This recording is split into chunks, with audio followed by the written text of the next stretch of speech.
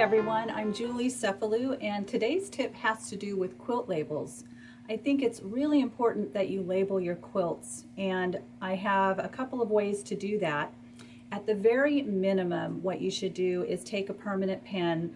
You could use a Sharpie, or I like to use the Micron pens. They're archival, so they won't fade and they won't damage your fabric. But you can mark directly onto the back of your quilt as long as you can see it and put your name and the date, and that would be good enough. But a step above that would be to make a little label out of a square of fabric. And let me just show you this little quilt that I did. I took a square of fabric and I folded it in half on the diagonal and wrote down my information using my permanent pen. And let's just, for example, take this square, folding it in half on the diagonal, and you're going to put that onto the back of your quilt. Let's use this corner. And before you add your binding, lay this in the corner there, and you can baste it in place. And after you put the binding on and wrap it around to the back, you're going to catch those two edges of the label. And then you can write your information on there, and it will look like this when you're done. And if you want to make that even cuter, I have another version of this. Here is the same thing. I've got my little triangle here, but I've added rickrack. So you know, all this leftover rickrack that you have that you just can't get rid of, well, it's a perfect way to use it up here. I've just put it underneath this folded edge and stitched it down in place. So it just adds a little cuteness to your quilt label. And then another technique that I like to use, here's a quilt that I made, and this quilt, let me show you the front of it, it's just too cute. It's hearts, and so I thought the label on the back would be really cute as a heart.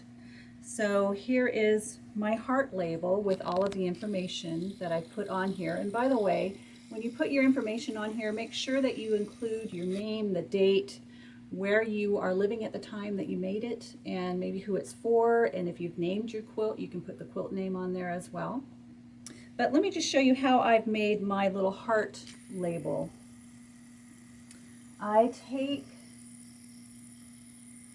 a piece of fusible lightweight interfacing, and I've drawn my heart shape on here, and I've used a friction pen to draw my shape, but you could use any other pen or pencil that you like. And you're going to draw that onto the smooth side of the interfacing.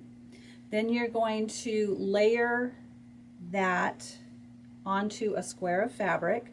So I want the bumpy fusible side of the interfacing on the right side of my fabric square. And you're going to stitch right on that drawn line. So when you stitch, make sure that you reduce the stitch length to about like a 1.5 to 1.8. You want it to be a pretty small stitch length, and go all the way around your shape on the line. And then after you've stitched it, you're going to take, I like to use pinking shears, but even scissors will do, but you want to cut that out about 1/8 of an inch or 1/4 of an inch all the way around. And at this point, you're going to make a little slit in the interfacing. So just kind of pull it apart and make a slit in the interfacing, just big enough to turn this right side out. So one more thing I forgot to do. Before you turn that right side out, I want to clip down here at the point of my heart, and then I also clipped just across the bottom so it's not so bulky down here at the point. All right, after I've done that, now I'm ready to turn it right side out. So just get your fingers in there. This is a fiddly process, but I want to turn it right side out, and then you're going to smooth out those inside edges. There we go.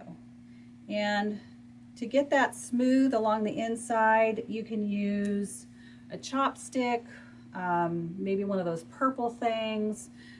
something that's not too sharp, but you can just run it along the inside edge, poke out those corners, and then you've got a nice little heart shape. And the nice thing about this is,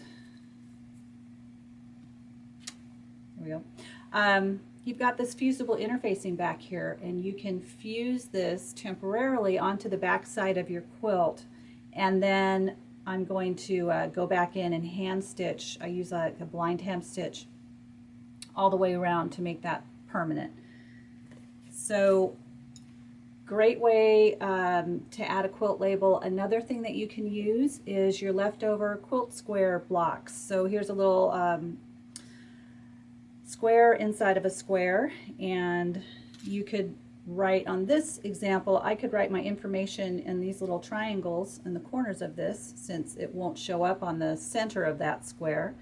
But I've got a quilt here that I've done something very similar to.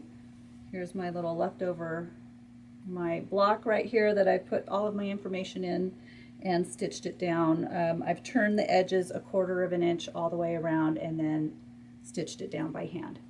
So I hope you make your quilts last forever with that special quilt label.